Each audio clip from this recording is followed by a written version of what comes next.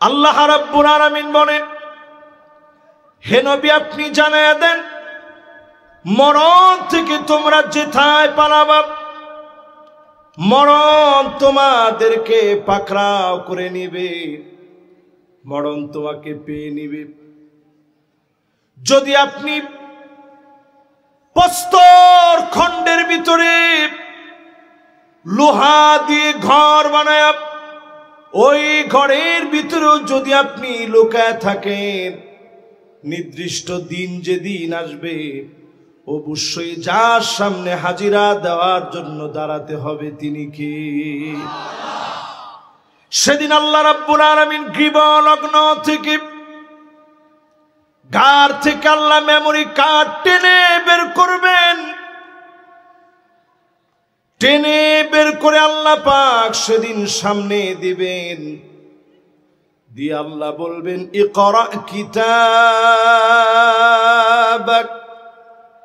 কাফা বিনফসিকা আল-ইয়াওমা আলাইকা হাসিবা।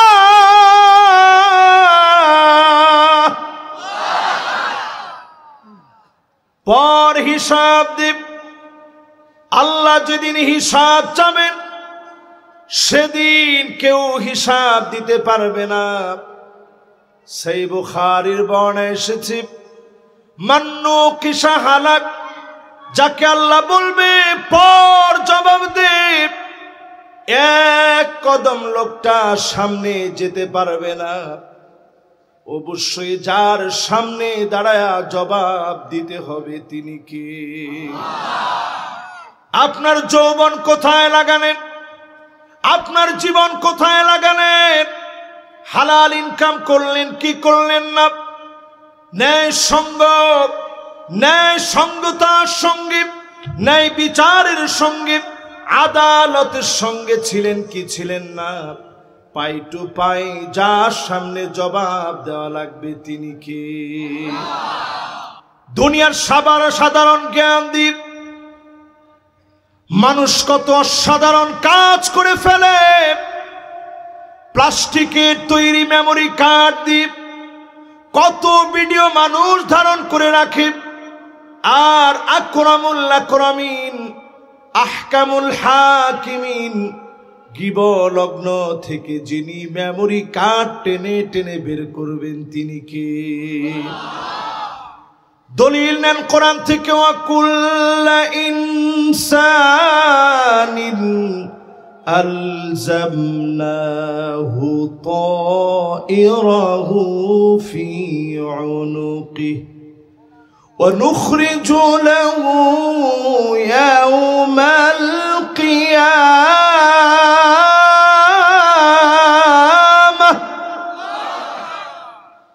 আল্লাহ সেদিন টেনে বের করবেন মেমোরি কার্ড, আপনার সামনে সেদিন তুলে ধরবেন। মেমোরি কার্ডের হিসাব সেদিন এত কঠিন হয়ে যাবে, মানুষ সেদিন এদিক সেদিক করার চেষ্টা করবে। লা নুগাদিরু সাগীরাতাও ওয়ালা কাবীরা, ছোট বড় কোনো কিছু বাদ পড়বে না, সব সেদিন মালিকের সামনে তুলে ধরা হবে। সেদিন পাই টু পাই যিনি হিসাব নিবেন তিনি কে? পিছনে আমি দেখতেছি দুইজন যাচ্ছেন, 100% কিন্তু কথা। মাশাআল্লাহ, দেখি কে আগে বসে। যে বসবে তার জন্য দোয়া করে দেবো। দেখি কে বসে, দুইজনের মধ্যে কে আগে বসে দেখি। একজন সাদা গেঞ্জি, একজন কালো গেঞ্জি, দেখি বসে কি। মাশাআল্লাহ, প্রথম বসছে সাদা গেঞ্জি, লিল্লাহে তাকবীর। দ্বিতীয় বসছে কালো গেঞ্জি। দুইজনের জন্য আমরা দোয়া করে দিই, আল্লাহ যেন দুজনের নামাজি দিনদার হিসাবে কবুল করেন। পড়েন আমিন। এবার আসেন, বলেন আফসোস কয়টা? এই 9টা আফসোস একটু চুপচাপ ভালো করে বোঝার চেষ্টা করেন। 1 নাম্বার আফসোস সেদিন মানুষ করবে, ইয়া লাইতানি কুনতু তুরাবা।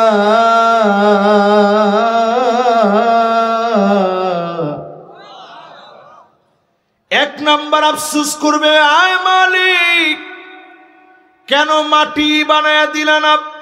দুনিয়ার বুকে যারা ক্ষমতার অহংকারে দাম্ভিকতা নিয়ে চলে, মাটির উপরে অহংকার দেখান, সেদিন মাটি চিপে ধরবে, কণ্ঠ নালী রুদ্ধ হয়ে যাবে, আপনার নেতাগিরি সব শেষ হয়ে যাবে।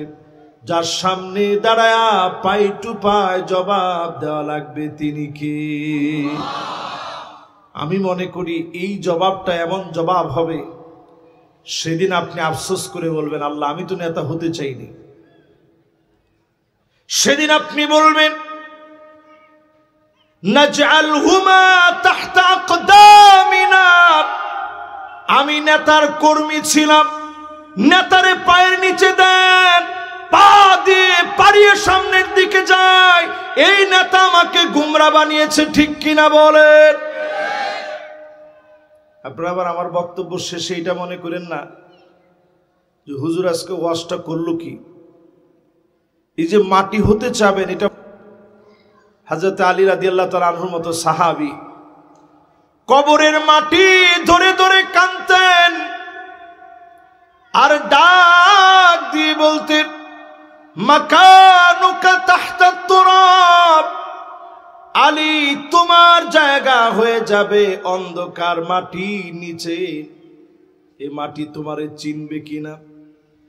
এই মাটি তোমার সঙ্গে যদি সুন্দর আচরণ করে, আউয়ালু মানজিলিন মিন মানাজিলিল আখিরাহ, কবর হলো আখিরাতের প্রথম ধাপ।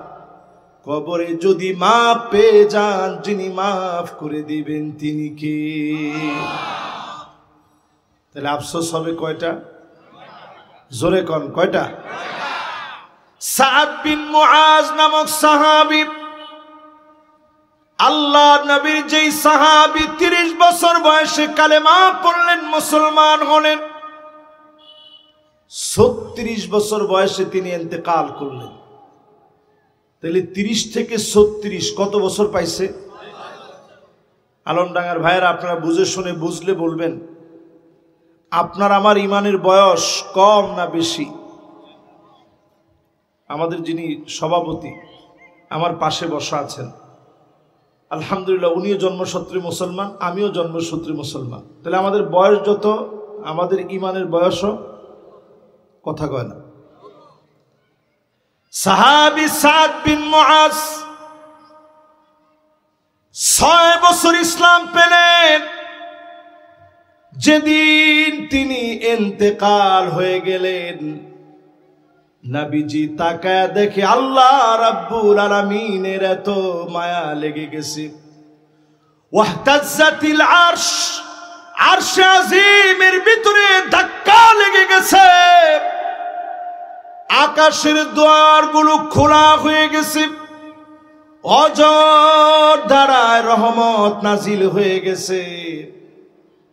নবীজি যখন সাদ বিন মুআজের ইন্তেকালের কথা শুনলেন, আল্লাহর নবী এত দ্রুত পরিসরে হাঁটা শুরু করলেন।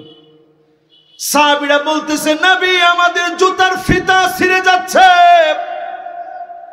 এত দ্রুত নবীজি যাচ্ছে। সাহাবায়ে কেরাম বললেন, ওগো নবীজি এত দ্রুত পরিসরে কেন আপনি যাচ্ছেন?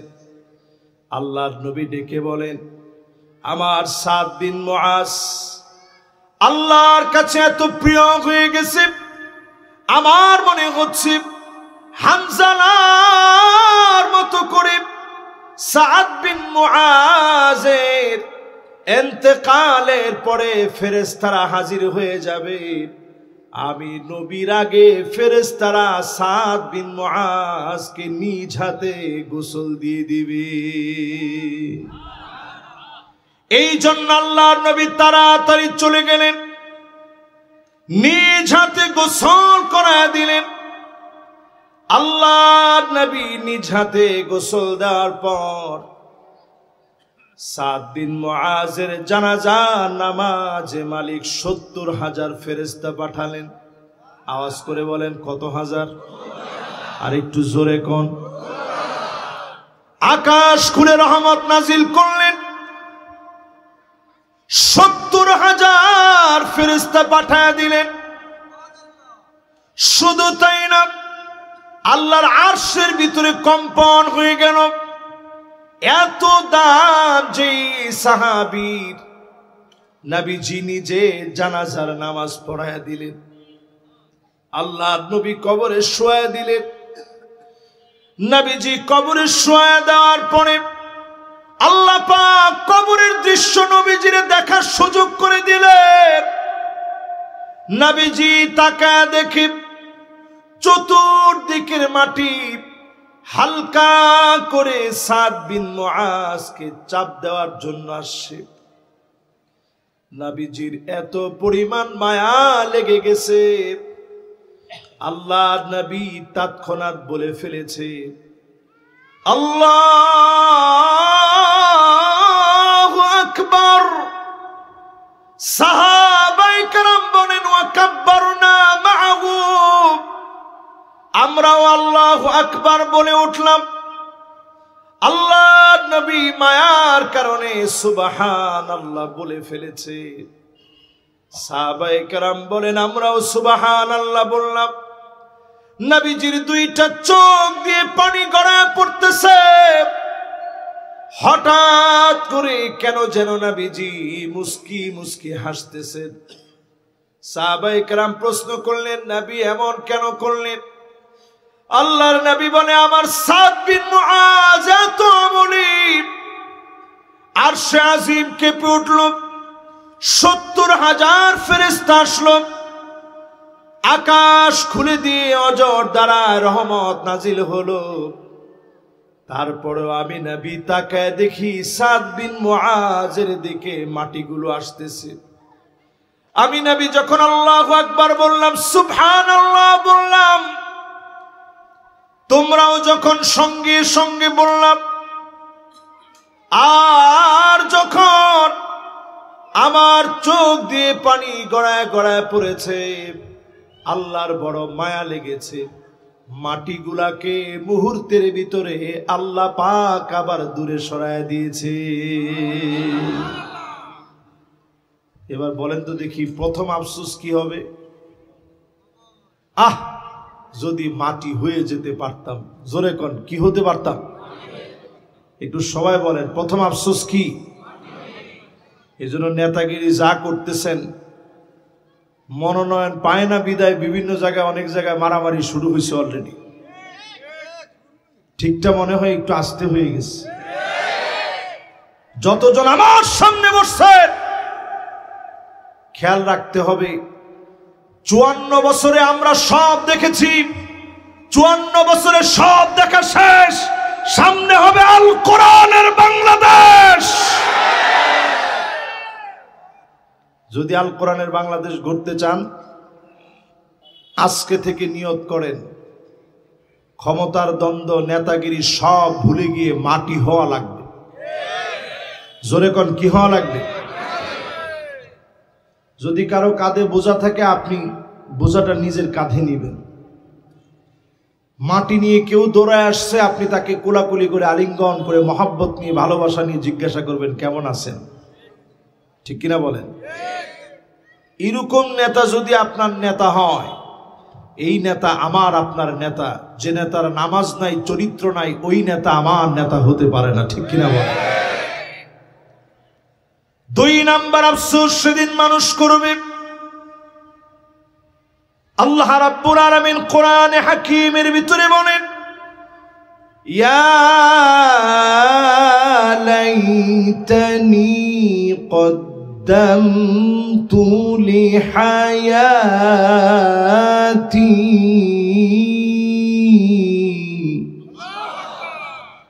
হায় আমার আফসোস, কিছু যদি রেখে আসতে পারতাম, কিছু যদি রেখে আসতে পারতাম। এটা হবে 2 নাম্বার আফসোস। দুনিয়ার জীবনে যদি কিছু রেখে আসতে পারতাম। আজকে যদি কিছু রেখে যেতে পারেন, চক্ষু বন্ধ হলে সেগুলো যিনি দান করে দিবেন তিনি কে? এখানে যারা বসছেন, ফজর, জোহর, আসর, মাগরিব, ইশা হাত উঠায়েন না। কারো লজ্জা দেওয়া আমার উদ্দেশ্য না। এই নামাজগুলো আমাদের উপরে ফরজ ছিল, পড়ছেন? কাউরে যদি জিজ্ঞাসা করা হয় নামাজ যে ফরজ, আপনার কাছে কোনো সন্দেহ আছে? বলবে না হুজুর, ফরজ কোনো সন্দেহ নেই। নামাজ ভালো লাগে? হ্যাঁ হুজুর, পুরাপুরি ভালো লাগে। যদি নামাজের পরে আপনি প্রশ্ন করেন এই জমিনের দিন কায়েম হোক, এটা কি আপনার কাছে ভালো লাগে? হুজুর পুরাপুরি না লাগলেও একটু একটু লাগে। এখানে সে একটু একটু হয়ে গেছে। আখিরাতের পুঁজি বানানোর জন্য এই জমিনের দিন কায়েমের সংগ্রাম করেন। মানিক বাররাত কাদামাহু ফি সাবিলিল্লাহ, নবীজি বলেন কারো পা যদি ধুলায় মলিন হয়, দিন কায়েমের জন্য চেষ্টারত থাকে, এই পা দিয়ে হেঁটে হেঁটে গেলেন, হারামাহুল্লাহু আলাইহিন নার, জাহান্নামের আগুন হারাম হয়ে যাবে। আপনার দিকে সেদিন মালিক খুশি হয়ে যাবে। জাহান্নামের আগুন যদি হারাম বানাতে চান, সময়টাকে কাজে লাগান। সাআতাও ওয়া সাআ, সারাদিন দুনিয়ার জন্য দিলেন, একটা ঘন্টা হলেও দিনের জন্য ব্যয় করেন, নামাজের জন্য ব্যয় করেন, দিন প্রতিষ্ঠার জন্য ব্যয় করেন। এটার জন্য সেদিন আপনি আফসোস করবেন, আজকে যদি সময় ব্যয় করে যান, জাহান্নামের আগুন যিনি হারাম বানায় দিবেন তিনি কে? তাহলে আফসোস নাম্বার কত? 6।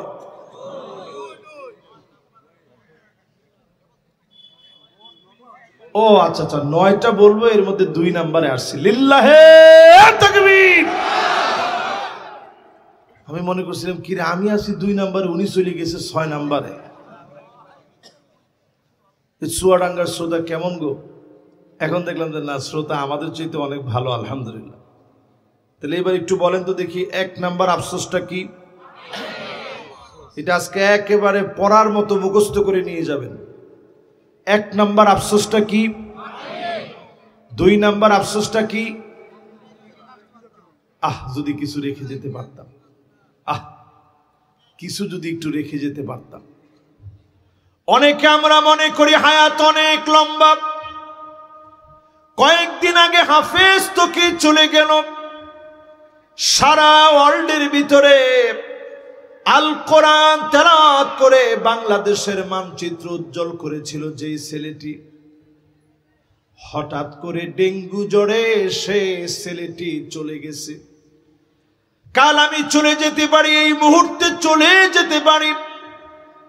আল্লাহর জন্য যদি কিছু রেখে যেতে পারতেন দুনিয়ায়, এই রেখে যাওয়ার মধ্য দিয়ে অন্ধকার কবরে যখন চলে যাবেন, লোকটা নজর করে দেখবে গুটগুটে অন্ধকারের ভিতরে হঠাৎ আলো জ্বলে গেছে। লোকটা সেদিন ডাক দিয়ে বলবে, কে গো তুমি? নামাজ সেদিন বলবে, আমি তোমার নামাজ। আজকে তোমার জন্য নূরুন ওয়া বুরহানুন ওয়া নাজাহ, তোমার জন্য আলো হয়ে জ্বলে গেলাম, সাক্ষী হয়ে দাঁড়ায় গেলাম। আজকে এই মালিকের সামনে তোমার সপক্ষে সাক্ষী দিব। সেদিন নামাজ যদি পক্ষে সাক্ষী হয়ে যায়, যিনি আপনারে মাফ করে দিবেন তিনি কি? তাহলে বলেন কয় নাম্বারে আছেন?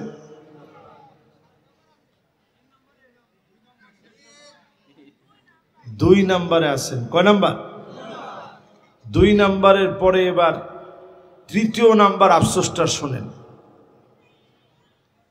3 নাম্বার সেদিন মানুষ আফসোস করবে, ফায়াকুলু ইয়া লাইতানি লাম উতা কিতাবিয়া,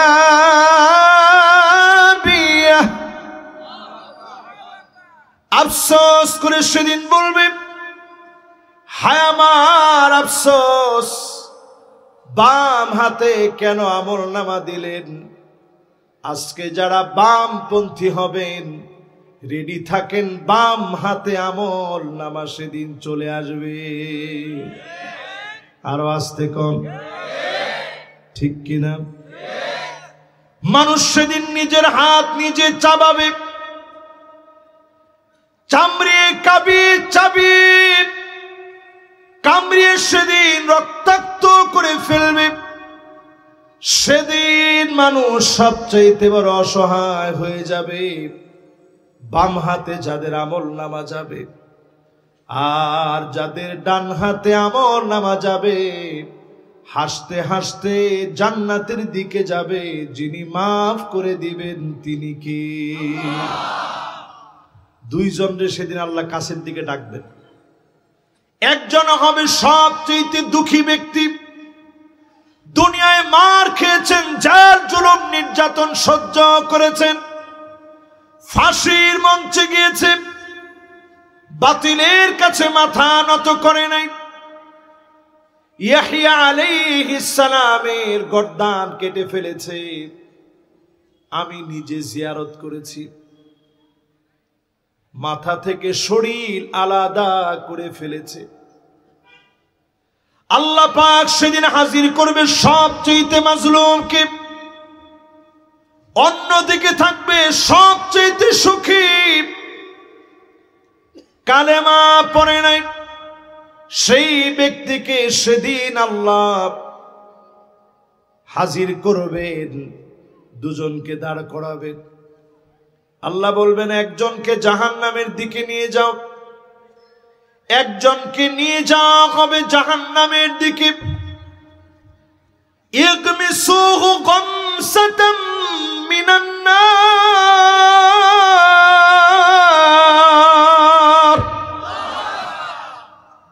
আল্লাহ বলবে, এখনই জাহান্নামে ফালানো দরকার নাই, শুধু খালি জাহান্নাম থেকে একটু খালি চুবান দিয়ে নিয়ে আস, স্পর্শ করায় খালি নিয়ে আস। আর যেই লোকটা সবচেয়ে কষ্ট করছে, আল্লাহ বলবে তারে একটুখানি জান্নাতটা দেখায় নিয়ে আসো। জোরে কোন আল্লাহু আকবার। দুইজন যাবে দুই দিকে, একজন যাবে জান্নাতের দিকে, অপরজন যাবে জাহান্নামের দিকে। এবার আল্লাহ দুজনকে ডাকবেন, সবচেয়ে সুখী জাহান্নামীকে ডেকে বলবে, দুনিয়ায় অনেক সুখ করেছিলি, শান্তি করেছিলি, একটা সুখের গল্প আজকে আমারে বলতো দেখি, কোন দুনিয়ার পিছনে পড়ে আছে? বিল গেটসের মতো লোক যদি কালেমা না পড়ে, জুকারবার্গের মতো লোক যদি কালেমা না পড়ে, এত ধন সম্পদের মালিক, এত সুখী মানুষগুলাকে সেদিন আল্লাহ ডাকবেন, ডেকে বলবেন, সুখের গল্প একটা বলতো দেখি। হাদিস সাক্ষী নবীজি বলেন, সেই দিন ওই লোকটা চিৎকার মেরে বলবে, মা সাবানি কত্তু নাঈম, জীবনে কোনদিন কোন সুখ আমি দেখি নাই, জীবনে কোনদিন কোন সুখ আমি পাই নাই। জাহান্নামে আল্লাহ এখনো দেন নাই, শুধু একটা নজর জাহান্নাম দেখিয়েছে, জাহান্নাম দিয়ে একটা ছ্যাঁকা দিয়েছে, দুনিয়ার সব সুখ ভুলে গেছে। আর দুনিয়ার সবচেয়ে মাজলুমকে আল্লাহ ডেকে বলবে, সব তো দুনিয়াতে কষ্ট সহ্য করেছিলি, ক্ষুধার যন্ত্রণা সহ্য করেছিলি, জেল জুলুম নির্যাতন নিপীড়নের কষ্ট সহ্য করেছিলি, কত কষ্ট যন্ত্রণার বোঝা কাঁদিনি, ফাঁসির মঞ্চে গিয়েছিলি। একটা দুঃখের গল্প, কষ্টের গল্প আজকে মালিক রে খুলে বল। লোকটা সেদিন চিৎকার দিয়ে বলবে, মা সাবানি কত্ত দুরুন আও বালা।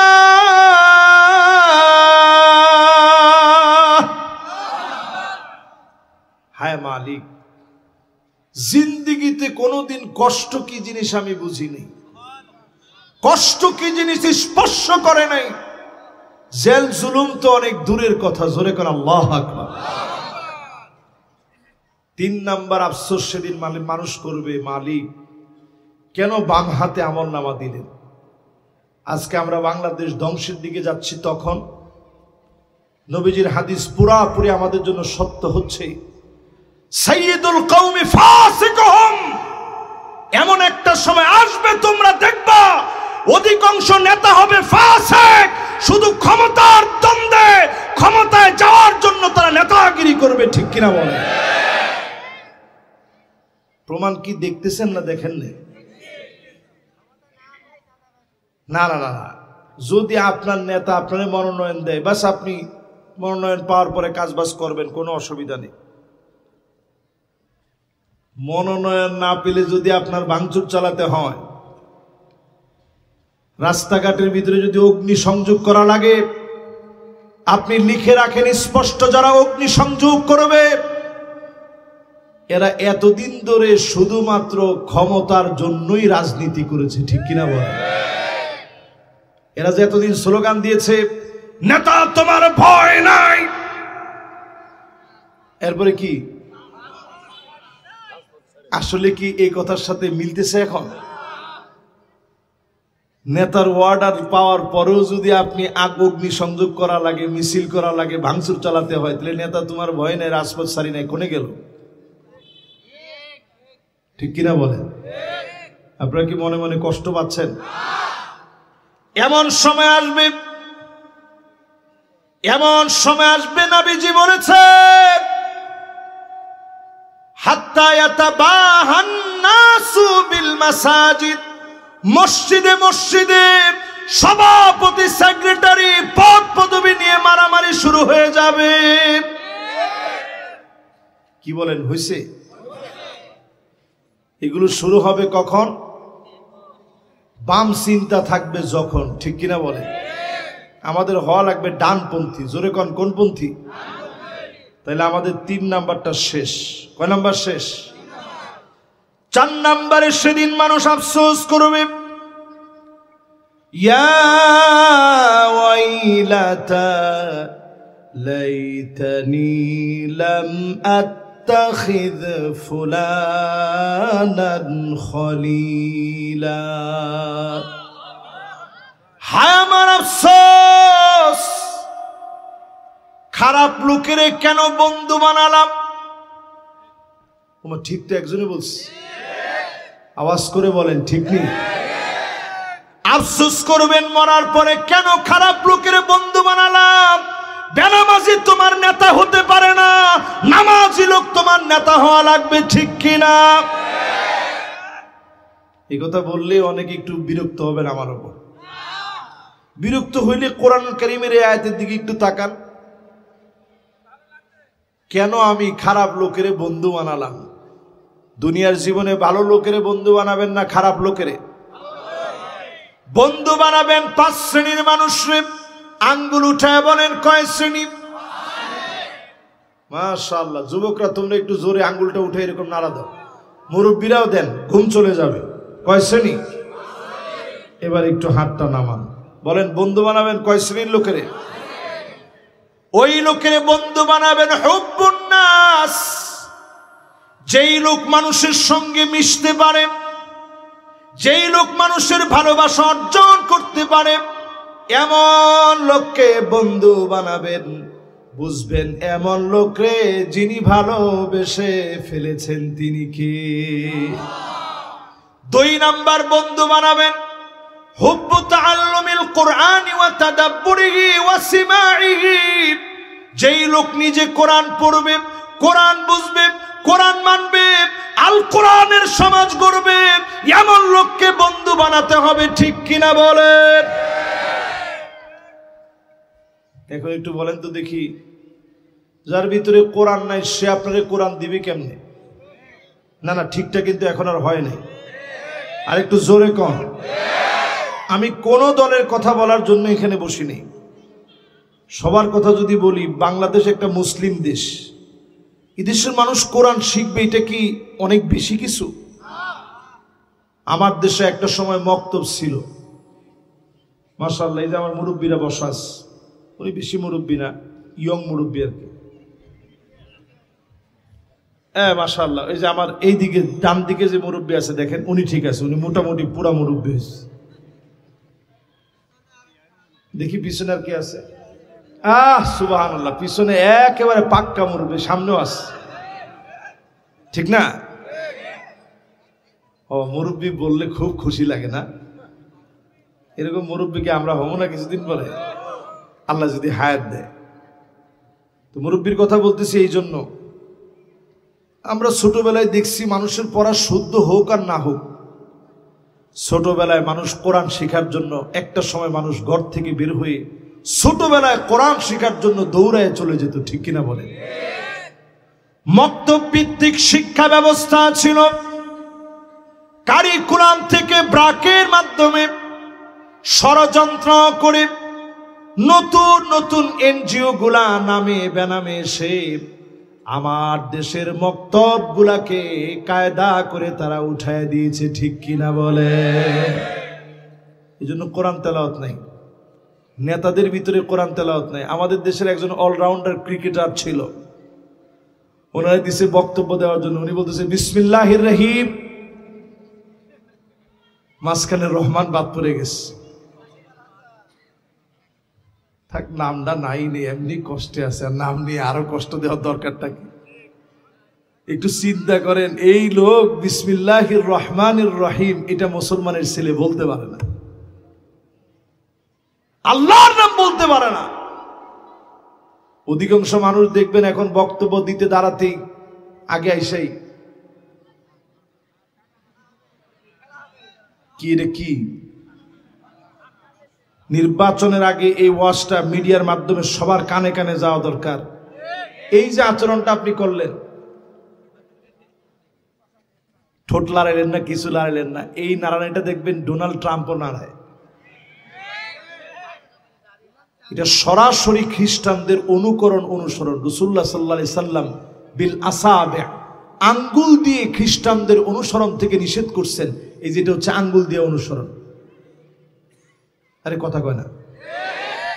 এই আঙ্গুলটার নাম সাব্বাবা, এই আঙ্গুলটার নাম উস্তাব, এই আঙ্গুলটার নাম বিনসার, এই আঙ্গুলটার নাম খিনসার, এই আঙ্গুলটার নাম ইবহাম। এই 5 আঙ্গুল দিয়া নাড়ায়া সুস্বাগতম যারা জানাবেন, আপনি যেহেতু মুসলমান, জবানের সঙ্গে সঙ্গে পড়ে নেবেন আসসালামু আলাইকুম ওয়া রাহমাতুল্লাহ। বলেন সবাই,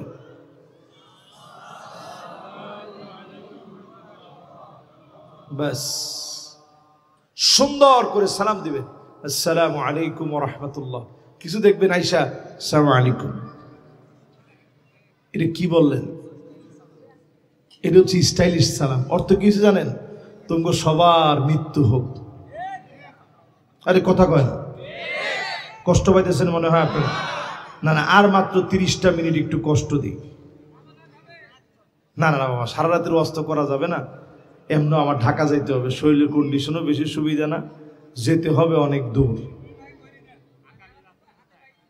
হ্যাঁ, আগামী দিনের মাহফিল ঢাকায়। গতকালকে চুয়াডাঙ্গা মাহফিল ছিল, ওইটা বৃষ্টির কারণে হয় নাই। তো যদি ওইটা হইতো তাহলে আজকে না হয় একটু মন ভরে আপনাদেরকে ওয়াজ শোনাতে পারতাম, কিন্তু আজকে আর সেদিকে যেতে পারতেছি না, তাড়াতাড়ি শেষ করা লাগবে ইনশাল্লাহ। বলেন আচ্ছা, এবার আসেন, কয় নম্বরে ছিলাম? খেলা আছে আপনাদের? 4 নম্বরে বলতেছিলাম বন্ধু বানাবেন কারে? বন্ধু বানানোর জন্য আপনি বাছাই করা লাগবে ইত্তিবাউস সুন্নাহ। যেই নেতার ভিতরে সুন্নতের চর্চা নাই, এমন নেতা আপনার নেতা হতে পারে না। কথা কি বুঝে আসতেছে?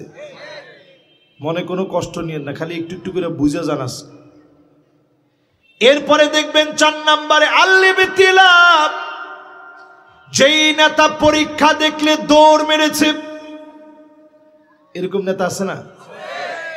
বাংলাদেশের কত নেতা আমরা দেখছি পালাবো না পালাবো না। কোনে এখন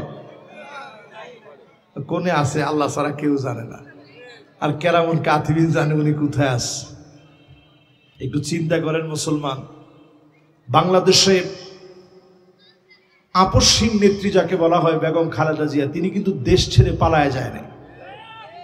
ঠিকটা একটু আস্তে করেন না, জোরে করেন। ফুজ্জামান বাবর সাহেব ওনার পুরা জীবনটাই এই জালেমের জুলুমের সময় পুরা জীবনটাই কাটাই দিয়েছে জেলের ভিতরে, দেশ ছেড়ে পালায় যায় না। এরপরে আরো অনেকে আছে যারা দেশ ছেড়ে পালায় যায় না, মির্জা ফখরুল সাহেব সহ দেশ ছেড়ে তারা পালায় নাই। আপনি তাকায় দেখেন, প্রিয় আল্লামা দেলওয়ার হোসেন সাইদি দেশ ছেড়ে পালায় যায় নাই, মতিউর রহমান নিজামী পালায় নাই, গোলাম আজম পালায় নাই, কাদের মোল্লা পালায় যায় নাই, মীর কাসেম আলী বাংলা ছেড়ে যায় না। তারা পারতেন না দেশ ছেড়ে চলে যেতে? একটা লোকও তারা দেশ ছেড়ে পালায় যায় না। তার মানে দেশ জাতির নেতা যারা হবে, জুলুম নির্যাতনের স্ট্রিম রোলার চলবে, ফাঁসির মঞ্চে নেওয়া হবে। যারা জাতির নেতা হবে হাসতে হাসতে ফাঁসির মঞ্চে যাবে, বাতিলের কাছে মাথা তারা নত করবে না। এটা হচ্ছে নেতা। এরকম নেতা যদি আপনার নেতা হয়, আল ইবতিলা, পরীক্ষা আসলে যারা উত্তীর্ণ হওয়ার চেষ্টা করে ওই লোক হবে আমার নেতা। ঠিক কিনা বলে? 5 নম্বরে আমার নেতা হবে কারা? হুসনুল খাতিমা, যাদের শেষ দেখলে ভালো মনে হয়। কালেমা পড়তে পড়তে যারা দুনিয়া শেষ সময়টা পার করে, জবানের মধ্যে কালেমা যাদের উচ্চারিত হয়, শাহাদাতের তামান্না যাদের থাকে, আল্লাহর হাবিব বলেন ইউফিকুহু বিআমালিন সালিহিন ক্বাবলা মাউতিহি, মওতের আগে কোনো না কোনো ভালো কাজ করবে, এর মধ্যে যিনি কবুল করে নেবেন তিনি কে? তাহলে মোটামুটি ভালো নেতা চিনার 5টা কোয়ালিটি বললাম কোরআন এবং হাদিস থেকে। কষ্ট হয়েছে আপনাদের? আমি কিন্তু কারো নাম টাম বলিনি, বলছি না না না, আপনারা সাক্ষী দেন, বলছি কোরআন হাদিস থেকে 5টা ক্রাইটেরিয়া বললাম। নেতা হবে কি না? একজনের মনে সন্দেহ আছে, সন্দেহ আছে মনে? যার সন্দেহ আছে আপনি দাঁড়ায় যাবেন যে হুজুর এটা বুঝিনি। আমি ওইটার জন্য প্রয়োজনে আধা ঘন্টা ব্যয় করে আপনাকে বোঝানোর চেষ্টা করব, যদি আমার বুঝে থাকে। মাশাআল্লাহ, পিছনে একজন উঠছেন 100%। ওই 2 যুবক কিন্তু মাশাআল্লাহ বসছে। দেখি এই 2 জন মধ্যবয়সী বসে কি আগে দেখি। মাশাআল্লাহ মাশাআল্লাহ, লিল্লাহি তাকবীর। এই দেখেন সবার একটা সুন্দর মনোযোগ আছে। মাশাআল্লাহ, উনিও বসছে। আল্লাহ যেন ওনার ব্যবসা বাণিজ্য ইনকামের ভিতরে আল্লাহ যেন বরকত দান করেন। পড়েন আমিন। এবার একটু পড়া নিয়ে নি। বলেন 1 নাম্বার আফসোস কি? মাশাআল্লাহ। 2 নাম্বার আফসোস কি? যদি কিছু রেখে আসতে পারতাম। 3 নাম্বার আফসোস কি? আরে বাম হাতে যদি আমল নামা দেয়, এর চাইতে বড় আফসোস সেদিন আর কিছু নেই। 4 নাম্বার আফসোস কি? আহারে আল্লাহ, কেন ভালো বন্ধু বানাইলাম না। কি কি বন্ধু বানাইছে? না না না, সিগারেট খাওয়া বন্ধু বানায় না বাবা। পুরা জাহান্নামটা থাকবে ধোঁয়া দিয়ে ভরা। জোরে কোন কি দিয়ে ভরা? এই জন্য দুঃখ আর দুখান, সিগারেটের সাথে আমাদের কোনো সম্পর্ক নেই। যে মাহফিলের পিছন থেকে ধোঁয়া আসে ওই মাহফিলে আমি কথাও বলতে পারি না, আমার দম আটকে আসে। তুই ধোঁয়াটা খান কেমনে? আজকে থেকে ধোঁয়া খাওয়া আস্তে আস্তে বাদ দেন। আপনি কিশমিশ খাবেন, বাদাম খাবেন, চকলেট খাবেন, লাগলে লং মুখে দিবেন। আপনি দেখবেন আস্তে আস্তে ধোঁয়া খাওয়ার প্রবণতা দূর হয়ে যাবে ইনশাল্লাহ। পড়েন। এবার 4 নাম্বারটা শেষ। এবার কয় নাম্বার? 5 নাম্বারে সেদিন মানুষ আফসোস করবে, ইয়া লাইতানা আতা'না আল্লাহ ওয়া আতা'নার রাসূলা।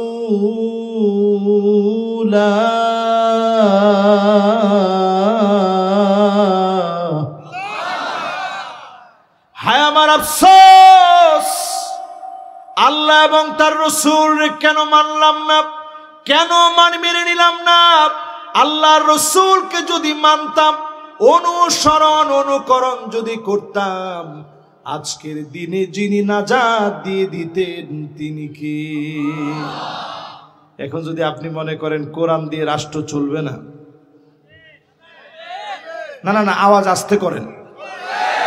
এখনো যদি আপনি মনে করেন কোরআন দিয়ে রাষ্ট্র চলবে না, 5 আগস্টের পরে ঈমান পরিষ্কার করেন, কোরআন দিয়ে রাষ্ট্র চলেছে, চলবে, কোনো সন্দেহ নাই।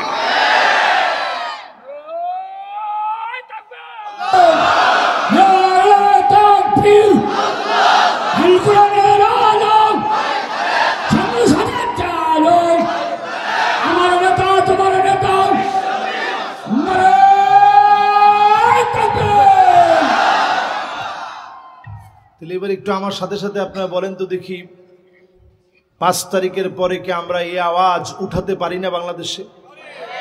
জোরে বলেন, উঠাতে পারি না এই আওয়াজ? যে যে দল করেন আপনি মুসলিম হিসাবে বলেন, আল্লাহর কোরআনের কয়েকটা বিধান যদি পার্লামেন্টে চলে যায়, চাঁদাবাজি, রাহাজানি, ছিনতাই, গুন্ডামি, বদমাশি শেষ হয়ে যাবে, বাংলাদেশের পতাকা উড্ডীন হবে। এই বিষয়টা যদি আমরা দাবি করি, অনেকে মনে মনে চিন্তা করবে যে হুজুর একটু এক্সট্রিম কথা বলে। এটা এক্সট্রিম কথা নাই, যে ছোট ছোট বাচ্চারা জীবন দিস, ওরা একটা স্লোগান দিয়েছে, উই ওয়ান্ট জাস্টিস। বলেন কি স্লোগান? এই উই ওয়ান্ট জাস্টিস মানে উই ওয়ান্ট জাস্টিস বলে যে স্লোগানটা দিয়েছে, অর্থ কি? অর্থ হচ্ছে আমরা ন্যায় বিচার চাই। বিশ্বাস করেন, ন্যায় ইনসাফের বিচার আল্লাহর কোরআন ছাড়া সম্ভব নয়।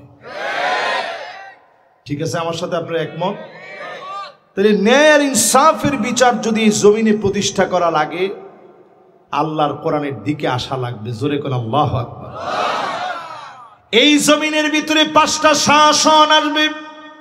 আঙ্গুল উঠায় বলেন কয়টা? একটু মনে কষ্ট হয়ে যাচ্ছে অনেকের। এবার আঙ্গুলগুলো নামান, একটা একটা একটা একটা করে মিলায় মিলায় দেখেন যে কোনটা আসছে আর কোনটা বাকি।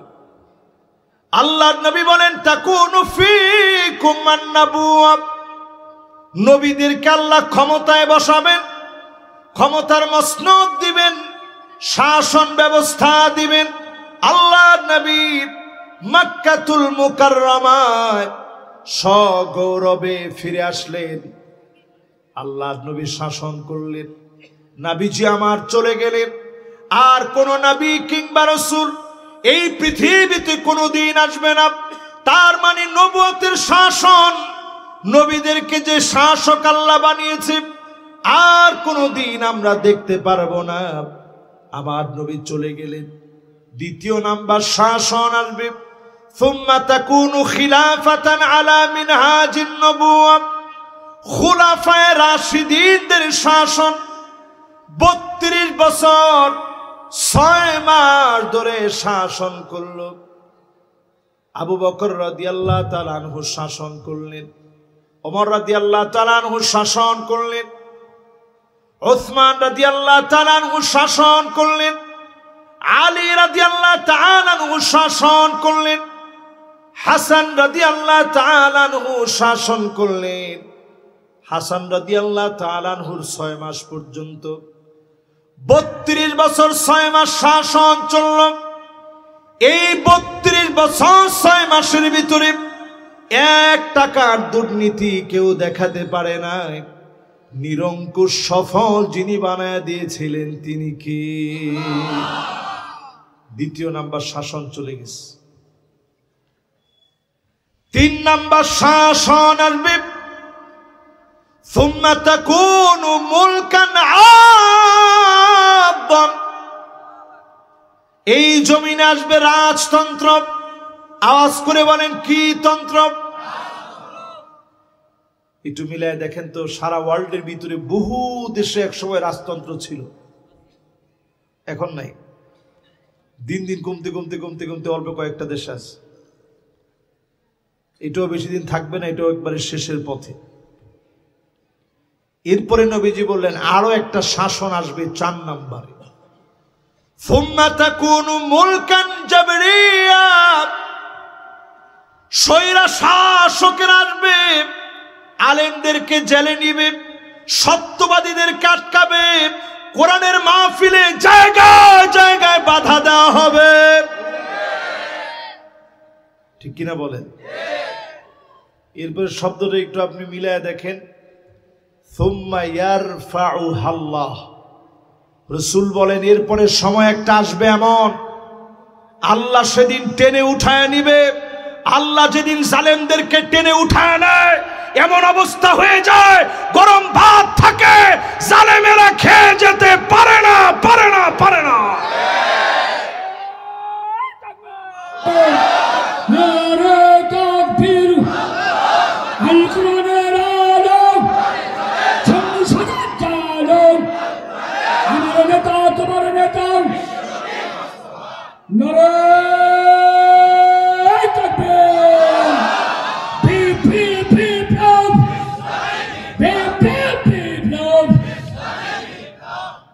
এবার একটু আপনারা আমার সাথে সাথে বলেন তো দেখি, 4 নম্বরের এই শাসনকে আমরা দেখছি না দেখি নাই?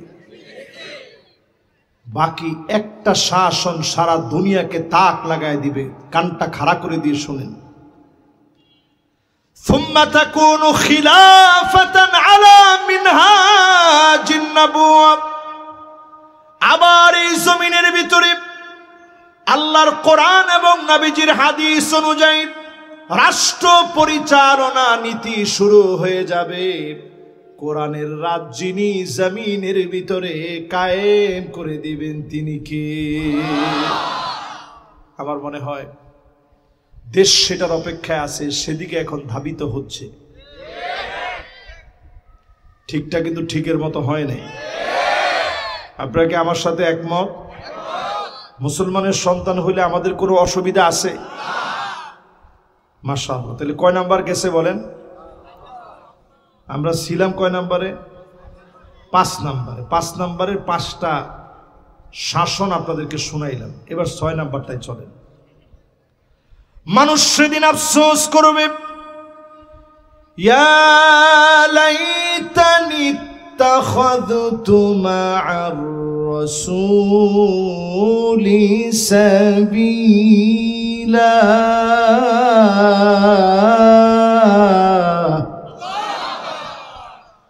রসুলের পথে কেন গেলাম না? রসুলের পথে যদি আপনি যান, আপনাকে জেনে রাখা লাগবে, রক্ত দেওয়া লাগবে, কখনো কখনো পরীক্ষা দেওয়া লাগবে। এই পরীক্ষাটা বড় কঠিন হতে পারে। মা বোনদের জন্য বলি, সুমাইয়া রাদিয়াল্লাহু তাআলা আনহা আবু জাহাল বর্ষা দিয়ে লজ্জাস্থানে আঘাত করেছে, রক্তাক্ত হয়েছে সুমাইয়া রাদিয়াল্লাহু তাআলা আনহা। আল্লাহর নবী ডাক দিয়ে বলেছেন, সবরন ইয়া আলা ইয়াসার, ও ইয়াসারের পরিবার ধৈর্য ধারণ করো, ফাইন্না মাউইদাকুমুল জান্নাত, তোমাদের ঠিকানা হবে আল্লাহর জান্নাতে। যতজন আমার সামনে বসলেন, পরীক্ষা আসবে, সবর করা লাগবে, ডেকে ডেকে জান্নাতের ঠিকানা যিনি দিয়ে দিবেন তিনি কি? নবীর পথে পরীক্ষা আসবে। হারাম বিন মিলহানকে নবীজি পাঠায় দিলেন পারস্যে। আওয়াজ করে বলা লাগবে কোথায়? শত শত কিলোমিটার পাড়ি দিয়ে গেছে একলা একা। নবীজি বলছে, যাও পারস্যে গিয়ে একটু দাওয়াত দাও। হারাম বিন মিলহান বুঝে ফেলছে, আমি একলা যদি পারস্যে গিয়ে দাওয়াত দিই তাহলে তোর বাড়ি বের করে আমার ছাড়বে না। কি লিখে দিলেন নবীজি? ছোট্ট একটা বার্তা লিখে দিলেন। আপনারা আমার দিকে তাকান, আমি লেখা দেখাই আপনাদেরকে। সামনে থেকে ইনশাল্লাহ প্রজেক্টর থাকবে, ইনশাল্লাহ কোন ওয়াজ নসিহত, এটা তো একেবারে দার্স, প্র্যাকটিক্যাল। তো নবীজি ছোট্ট একটা বিষয় লেখা হারাম বিন মিলহানকে পাঠাইছেন। কি লেখা পাঠাইছেন দেখেন। সাহাবায়ে কেরামদেরকে লেখা দিয়ে লেখায় নবীজি সাল্লাল্লাহু আলাইহি ওয়াসাল্লাম পাঠিয়ে দিয়েছেন আসলিম তাসলাম। বলেন কি লেখা পাঠাইছে? কথাটা সহজ না কঠিন? দেখেন মাত্র দুইটা শব্দ, অনেকে কইছেন কঠিন। আসলিম মানে ইসলাম গ্রহণ করো, তাসলাম মানে তুমি শান্তি পাবা। জোরে কোন আল্লাহু আকবার। সেই পারস্যে যখন পাঠায় দিলেন, হারাম বিন মিলহান যখন গিয়ে দাওয়াত দিল কাফেরের সামনে, কাফের এক মুহূর্ত দেরি করে নাই, তরবারিটা বের করে ফেলেছে। হারাম বিন মিলহানের মাথার মধ্যে কোপ দিয়েছে,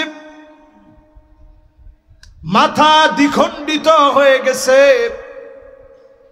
জর্জর করে ফিনকি দিয়ে রক্ত গুলা বের হয়ে গেছে। হারাম বিন মিলহান রক্তগুলা ধরে ধরে মালিককে ডাক দিয়ে বলতেছে, ফুস্তু রাব্বিল কাবা, ও কাবার মালিক, আমার কোনো দুশ্চিন্তা নাই, দিনের দাওয়াত দিতে এসেছি, নবীজির কথাগুলা নিয়ে এসেছি, ইসলামের দিকে ডেকেছি।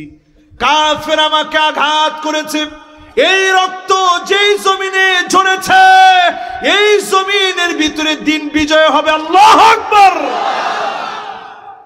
বেশি দিন যেতে হয়নি, বেশি দিন লাগে নাই।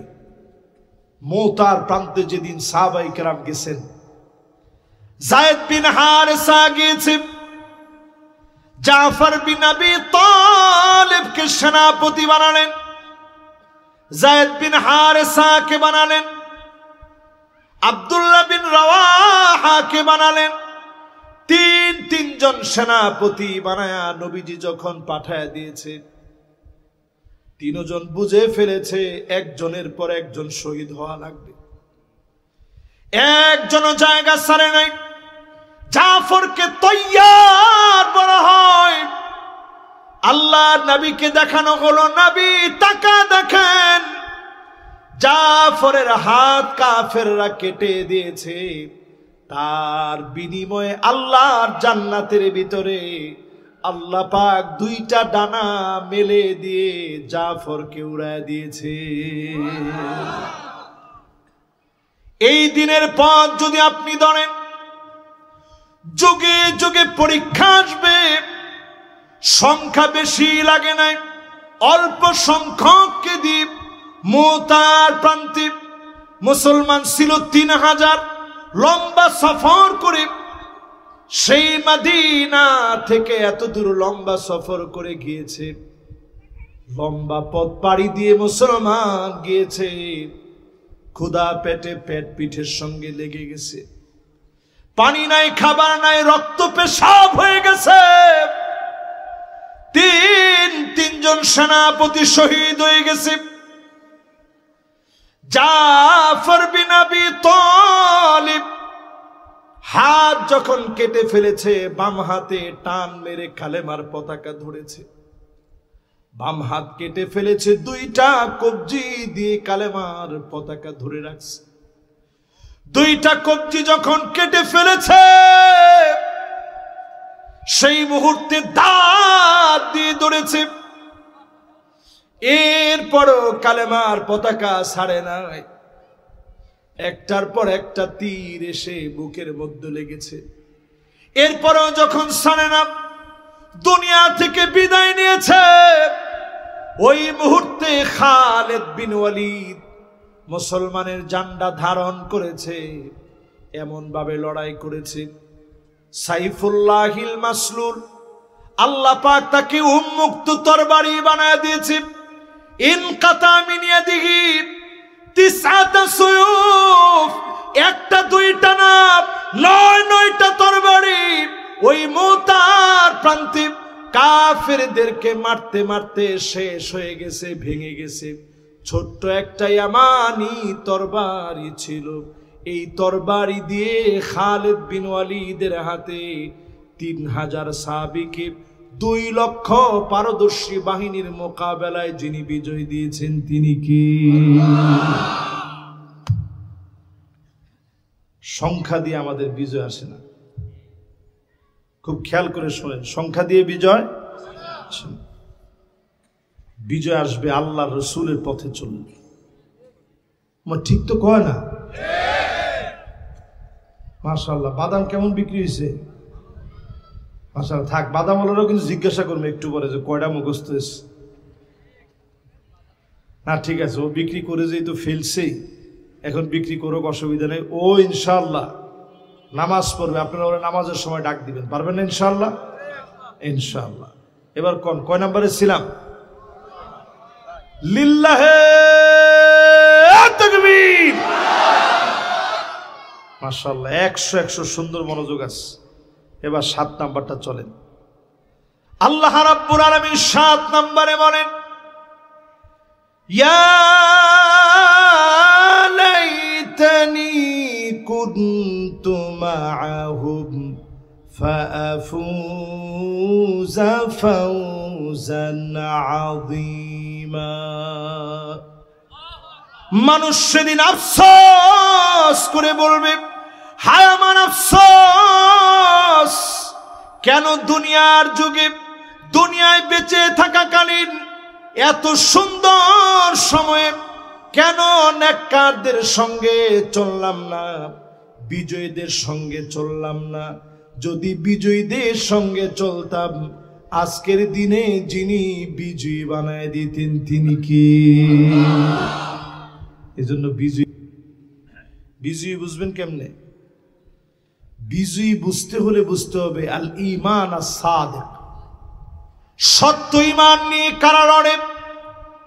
আত-তাদহিয়া মানে কুরবানি কাদের আছে, আত-তাগাল্লুব আলা তাকসির, কোন লোকগুলা আগেও ইবাদত করেছে, 5 আগস্টের পরেও ইবাদত করে, আপনি বুঝবেন এই লোকগুলা হচ্ছে বিজয়ী। কথা তো কয় না? 5 তারিখের আগে বিপদে মুসিবতে সবাই নামাজ পড়ছে, 5 তারিখের পর একটা বেটা হয়ে গেছেন আপনি, কিসের নামাজ? এটার নাম বিজয়ী না। বিজয়ী হবে তারা 5 তারিখের আগে তাহাজ্জুদে যেমন চোখের পানি ফেলেছে,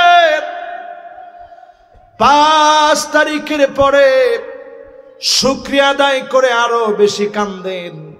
যদি এখনই অহংকারী হয়ে যান, লিখে রাখেন বাংলাদেশে অনতি বিলম্বে গৃহ যুদ্ধ লেগে যাবে।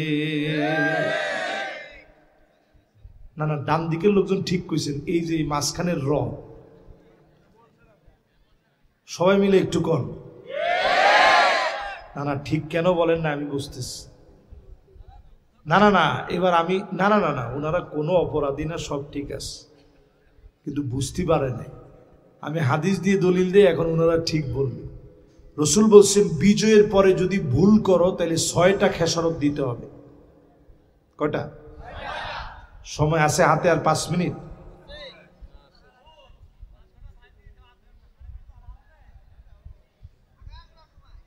ও সময় আছে তো, উঠতে দিলেন না কিন্তু কাউরে। মাশাআল্লাহ, এখনো মুরব্বীরাও আসতেছে। লিল্লাহি তাকবীর। মাশাআল্লাহ, এই তো সুন্দর না, মনোযোগ আছে মাহফিলে। এই মাহফিলটা ভালো লাগে যেটার মধ্যে মনোযোগ থাকে। মাশাআল্লাহ। কত নম্বরে ছিলাম জানি? হ্যাঁ, 7 নাম্বার বলতে গিয়ে বলছি যে যদি ভুল করেন খেসারত দিতে হবে। কয়টা? অলরেডি 6 খেসারত শুরু হয়ে গেছে। ইমারাতুস সুফাহা, নির্বোধ লোকেরা ক্ষমতায় যাবে। কারা? ভুল করেন না কিন্তু। না না, আমার কথা না, রাসূল সাল্লাল্লাহু আলাইহি সাল্লাম বলছে। কেউ আবার রাগ করে না যে হুজুর এরকম কথা বললো, হুজুরের সাহস তো কম না। ইমারাত মানে নেতৃত্ব, সুফাহা মানে নির্বোধ। এই আরবি বুঝে আলহামদুলিল্লাহ এরকম চুয়াডাঙ্গায় অসংখ্য লোক আছে। কে কে এই আরবির অর্থটা বুঝছেন একটু হাত তুলেন তো দেখি। এই যে মাশাআল্লাহ, মাদ্রাসার আলেম মানুষ, উনি বুঝছে। আর কে কে বুঝছেন? এই তো মাশাআল্লাহ, উনি বুঝছে। আর কে কে বুঝছেন? এই যে ওনারা বুঝছে। এবার আপনাদেরকে বুঝাই দিই। ইমারাতুস সুফাহা, সুফাহা মানে নির্বোধ, ইমারা মানে নেতৃত্ব। নবীজি বলছে যদি ভুল করে ফেলো, নির্বোধদের নেতৃত্ব চলে আসবে। নির্বোধরা যদি নেতা হয়ে যায়, আপনার অবস্থা এমন হবে মাথা থাকবে না, টুপি নিয়ে নিয়ে বাড়াবাড়ি করার সুযোগ নাই। এই জন্য 1 নাম্বার সজাগ হওয়া লাগবে। 2 নাম্বার কাসরাতুস শর্ত, নতুন করে শর্ত চলে আসবে। আগে যেমন রাজাকার বলে গালি দেওয়া হতো, এখন দেখবেন নতুন করে মৌলবাদ আর জঙ্গিবাদ বলা হবে। কি ঠিক কি ঠিক কি না না যার বেটা কোন ভাই বলছে তা দরকার নাই। এরপরে আপনি একটু মিলায় দেখবেন, মিলায় দেখেন একটা একটা করে। 3 নাম্বার বিয়াউল হুকম, টাকার বিনিময়ে হুকুম বিক্রি হবে, হুকুম বিক্রির বাণিজ্য চলবে। এটা মনে হয় বুঝেন নাই।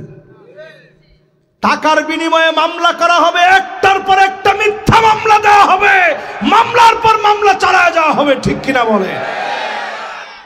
এটাকে বলে মামলা বাণিজ্য। 1450 বছর আগে রসুল কথাটা বলে গেলেন। এখন মিলে দেখেন পুরাপুরি মিলে না মিলে না? জোরে কোন মিলে না মিলে না? এরপরে 4 নাম্বার ইস্তিগফাফাম বিদ্দাম, চতুর্দিকে জেনোসাইড হবে, রক্তারক্তি হবে, গৃহযুদ্ধ লাগবে। এটাতে একটু চুপ করে থামেন। এই যে সুদানের দিকে তাকায় দেখেন, ঠিক আজকে থেকে 2019 সনে স্বৈরাচারকে পতন ঘটি সুদানের ভিতরে মানুষ একটু আশ্বস্ত হয়েছিল যে এইবার মনে হয় কিছু একটা হবে। যখন মানুষ একটু আশ্বস্ত হয়েছে কিছু একটা মনে হয় হবে, 2019 গেছে, 20 গেছে, 21-এর শেষ দিকে এমন ভাবে জিম্মি করে ফেলেছে আধা সামরিক বাহিনী, অস্ত্র যার যার হাতে চলে গেছে। 1,40,00,000 মুসলমানকে তারা জিম্মি করে ফেলছে। যে মুসলমানরা গাছের পাতা খেয়ে বাঁচছে, মাটি খেয়ে বাঁচতেছে, পশু যেগুলা খায় সেগুলোও পাচ্ছে না, কঙ্কাল সার হয়ে গেছে। মানুষগুলো কালো দেখে যদি আপনার কাছে মায়া না লাগে, আপনি কেমন মুসলমান? ক্ষুধার যন্ত্রণায় পেট পিঠের সঙ্গে লেগে গেছে। যেই স্বপ্ন তাদের বাস্তবায়ন হয় নাই, সম্ভাবনা আছে বাংলাদেশে যদি ভুল করে ফেলেন অবশ্যই বড় খেসারত দেওয়া লাগবে। চতুর্দিকে মারামারি, কাটাকাটি, হানাহানি শুরু হয়ে যাবে। ওবায়দুল কাদের সাহেব বলছিলেন 5 লাখ মারা যাবে, উনি ভবিষ্যৎবাণী করিয়ে গেছেন। কিন্তু 5 লাখ তো এখনো মরেনি, 1 লাখও মরেনি। আর ঠিক তো কয় না? 50,000ও মরেনি। আমি চাই না একজনও মরুক। এটাতে ঠিক বলেন জোরে, আরো জোরে কোন? এই যে উনি বলছে 5 লাখ মারা যাবে, যদি এখনো না বুঝেন, ইসলামের দিকে না আসেন, দিন বড় ভয়াবহ হবে। আল্লাহর হাবিব বলেন এরপরে এমন আসবে কতিয়াতুর রহিম, আপন ভাই ভাইরে মারবে, দলাদলি, মারামারি, রাজনীতি এমন পর্যায়ে গিয়েছে 15 বছর ধরে জিদ মেটাতে পারে নাই, এখন আপন ভাইয়ের সম্পদ ভাই হয়ে দখল করে নিয়েছে। কি বলেন ঠিক নেই? আমরা একেবারে শেষ দিকে আছি, একদম শেষ দিকে আছি। একজনও নড়াচড়া দিয়েন না, কোমর টান দিয়েন না, যেমনে আছেন এমনি বসেন, ইনশাল্লাহ বলেন। 6 নম্বরে এমন হবে আকাল্লুহুম ফিকহান, নির্বোধ যে লোকেরা, যাদের বুদ্ধি বিবেক নাই, এই লোকগুলা ক্ষমতার মসনদে বসে পড়বে। এরা যদি ক্ষমতার মসনদে আরেকবার বসে যায়, আপনি জেনে রাখেন আপনার অবস্থা হালুয়া হয়ে যাবে। হুজুররা এখনো মারামারি করেন, এখনো অনেক রকম মারামারি। আমগো হুজুর গোবিত্রাস মারামারি করেন না, এর শেষ ভালো না। এখনো তারা উৎ পেতে আছে, কেমনে ঢোকা যায় অলরেডি তারা 13 তারিখকে ঘোষণা করছে লকডাউন বাংলাদেশে, করছে না? এখনো তারা লকডাউন ঘোষণা করে, আমরা মারামারি কিলাকিলি ভাগাভাগি নিয়ে আস। বহিঃশত্রুর আক্রমণ থেকে দেশ বাঁচানোর জন্য সোচ্চার হন মুসলমান। এখনো যদি সোচ্চার না হন, হতে পারে বাংলাদেশ বড় একটা বিভৎস অধ্যায় দেখবে। আল্লাহ এই দেশটাকে হেফাজত করুক, পড়ে না আমিন। 7 নাম্বারটা শেষ, এবার কয় নাম্বার? এবার 8 আর 9 বাকি আছে। এই দুইটি একটু শুই না যান, একটা লোক এখন নড়া দিয়েন না। অনেকে চিন্তা করবেন এটা যেতে যেতে শুনবো। মাশাআল্লাহ, সারা রাত করলেও নড়বেন না। আল্লাহু আকবার, কে বলছে দেখি? মাশাআল্লাহ, আল্লাহু আকবার। আপনাদের এই ভালোবাসা যেন আল্লাহ দিন কায়েমের জন্য কবুল করেন, পড়ে না আমিন। সেই দিন 8 নাম্বার আফসোস করবে, ওয়ায়াকুলু ইয়া লাইতানি লাম উশরিক বিরাব্বি আহাদা। হায় আমার আফসোস, আল্লাহর সঙ্গে কেন শরীক করলাম। যারা মনে করেন ক্ষমতার মালিক জনগণ, না না না, ঠিক করেন না, এখন আরেকটু আস্তে কর। ক্ষমতার মালিক জনগণ নয়, ক্ষমতার মালিক একমাত্র আমার আল্লাহ। আল্লাহ ডাকসুতে দেখাই দিছে না? ডাকসু, জাকসু, রাকসু সবগুলোর দিকে তাকায় দেখেন। চাকসুর মধ্যে দেখতেছেন ক্ষমতার মালিক কে? ক্ষমতার মালিক দুনিয়ার কেউ না, ক্ষমতার মালিক কে? আলা লাহুল খালকু ওয়াল আমর। সৃষ্টি যার আইন চলবে তার কথা দিয়ে শুধুমাত্র। এই বিশ্বাস যদি এখান থেকে জন্ম নেয়, আল্লাহ আমারে ক্ষমতা দিবে, অল্প সংখ্যক দিয়ে যিনি ক্ষমতা দিতে পারেন তিনি কে?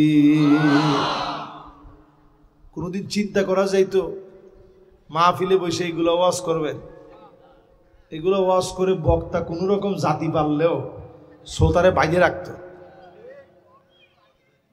বক্তারে কোন রকম হুন্ডা টুন্ডা দিয়ে পাট্টার করে দিয়ে আসতে পারলে পারতেও পারতেন, কিন্তু কালকে মামলা হতো 50 থেকে 100 জনের নামে। এই যে এখন আপনারা নির্দ্বিধায় কথাগুলো শুনছেন, আমি কোরআনের বাইরে থেকে একটা কথা, কোরআন হাদিসের বাইরে থেকে একটা শব্দ বলিনি, শুধু অনুবাদ বলছি। এখানে উলামায়ে কেরাম আছেন, দেখেন 8 নাম্বার পর্যন্ত আফসোস গুলা বললাম। আমি কিন্তু মৃত্যু নিয়ে আলোচনা করতেছি। এরপরে 9 নাম্বার আফসোস কি হবে? ফাকালু ইয়া লাইতানা নুরাদ্দু ওয়ালা নুকাযযিবা বিআয়াতি রাব্বিনা ওয়া নাকুনা মিনাল মুমিনিন।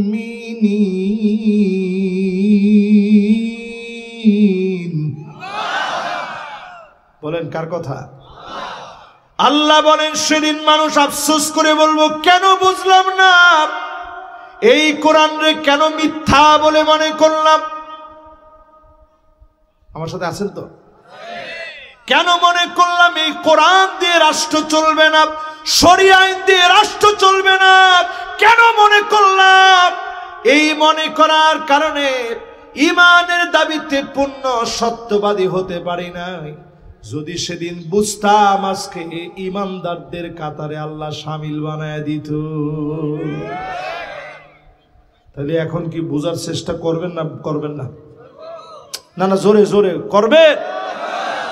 যদি বোঝার চেষ্টা করেন তাইলে বুঝেন, মা ফাররাতনা ফিল কিতাবি মিন শাই। আল্লাহর কোরআনের ভিতরে কোনো কিছু বাকি নাই, সব যিনি কোরআনের ভিতরে দিয়েছেন তিনি কে? নবীজি বিচার করিয়া শিখায় দিয়ে গেছেন বিচার কেমনে করতে হয়। মাখজুমিয়া গোত্রের নারী, যে নারী চুরি করে ফেলছে, সম্ভ্রান্ত নারী হওয়ার কারণে অন্যান্য সমাজ ব্যবস্থার মতো করে ভাববা শুরু করেছে সবাই।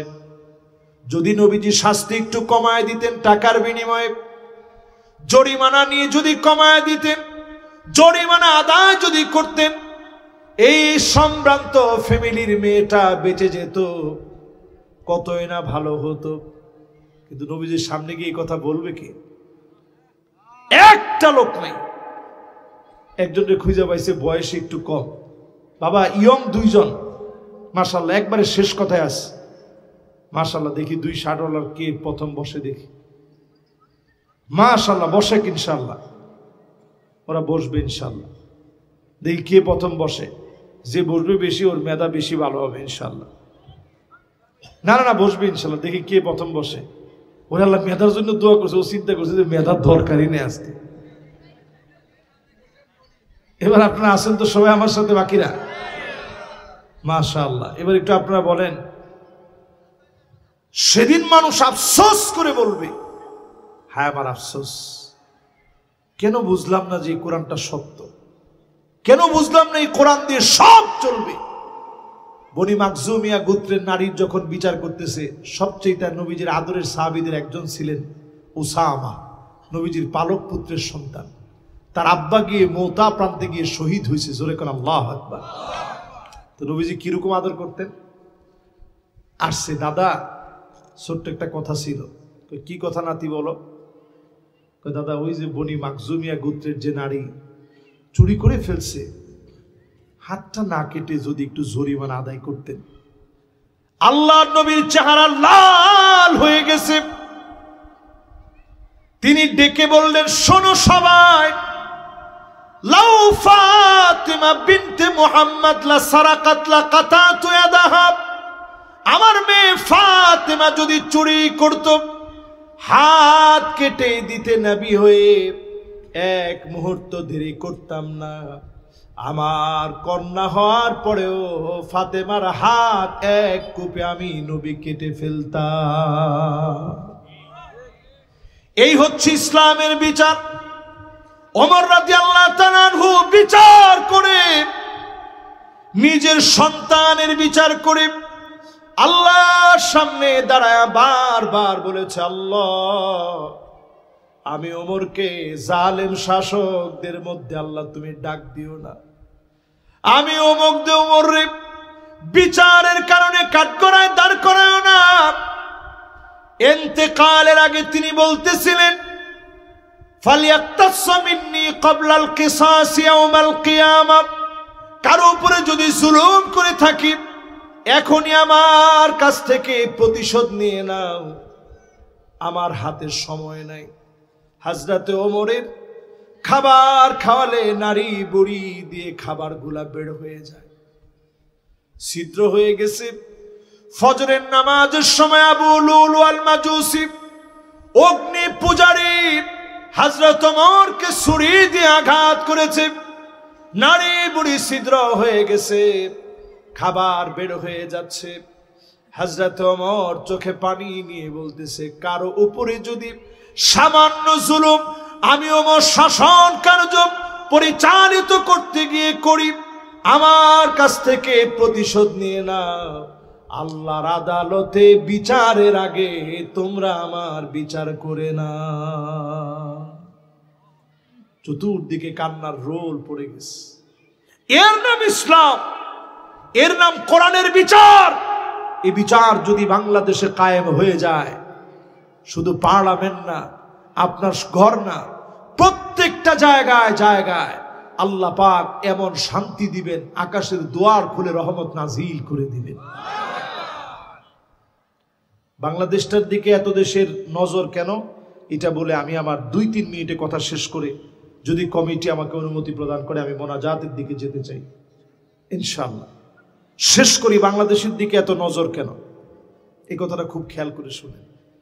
বদ্বীপের মতো ছোট্ট একটা দেশ, যার চৌহদ্দির সবটুকুন ঘিরে আছে একেবারে অমুসলিমদের দ্বারা ঘেরা। আমি বন্ধু রাষ্ট্রের নাম মুখে নিতে চাই না, কি নাম? আজকেও তাদের এক ব্লগারের আমি ব্লগ দেখতেছিলাম, সে ব্লগার আমাদেরকে 10 দিনের টাইম দেয়। তারা জানে না আমরা সেই সে জাতি যারা 2000 3000 মিলে লক্ষ লক্ষকে পরাভূত করেছে। জোরে কোন আল্লাহু আকবার। আমরা সেই তারেক বিন জিয়াদের সেই উত্তরসূরি, মাত্র 7000 সৈন্য নিয়ে উত্তাল আটলান্টিক পাড়ি দিয়ে পুরা ইউরোপের ভিতরে কালেমার পতাকা উড়িয়েছে। 781 বছর পর্যন্ত মুসলমানের কালেমার পতাকা উড়েছে, কোন জালেম আটকায় দিতে পারে না। সময় আসতেছে ইনশাআল্লাহ। বলেন তারেক বিন জিয়াদ সাধারণ মানুষ ছিল, 7000 সৈন্য নিয়ে গেছে 711 সালে। যখন উত্তাল ঢেউগুলা পাড়ি দিয়া সামনের দিকে গেছে, নাই দেখে সব খ্রিস্টান সৈন্য দাঁড়ায় আছে। আপনি হইলে কি করতেন?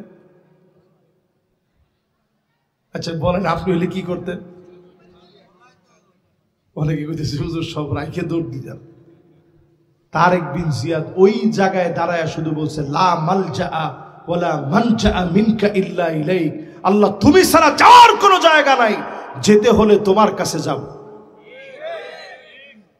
কি হিম্মতওয়ালা বক্তব্য! এই বক্তব্য যখন দিতেছিল তখন ওনার চোখের এক্সপ্রেশন এমন ছিল, সৈন্যবাহিনীর চোখের এক্সপ্রেশন আর মুখের ভঙ্গিমা এমন ছিল, খ্রিস্টানরা বলতে বাধ্য হয়েছে, ইন্না রাআইনা কাওমান মা তারেক বিন জিয়াদ। তারেক বিন জিয়াদের সঙ্গে একদল লোকদেরকে আমরা দেখেছি, লাউ আরাদু আইয়াখলা আল জাবাল লাখালাউ। তারা যদি মুখ ফুটে বলতো, পাহাড় তুমি সরে যাও, সমুদ্রের ঢেউ তুমি থেমে যাও, পাহাড় সরে যেত, ঢেউগুলা থেমে যেত। সুবহানাল্লাহ। 711 থেকে নিয়ে 1492 পর্যন্ত মোট 781 বছর মুসলমানেরা পুরা ইউরোপ শাসন করছে। আমরা মার খেয়েছি কোন দিন? যেদিন আমরা দলে দলে দলে দলে ভাগ হয়েছি। আজকে একটা সুদিন মনে করছি আমি, বাংলাদেশের আলেমরা অনেকটা এক হওয়ার পক্ষে চলে আসছে। একটা বক্স যদি আল্লাহর কসমে জমিনে আসে, এটা যদি আমাদের পরাজয়ের বক্স হয়, এরপরও আমরা বিজয়ী।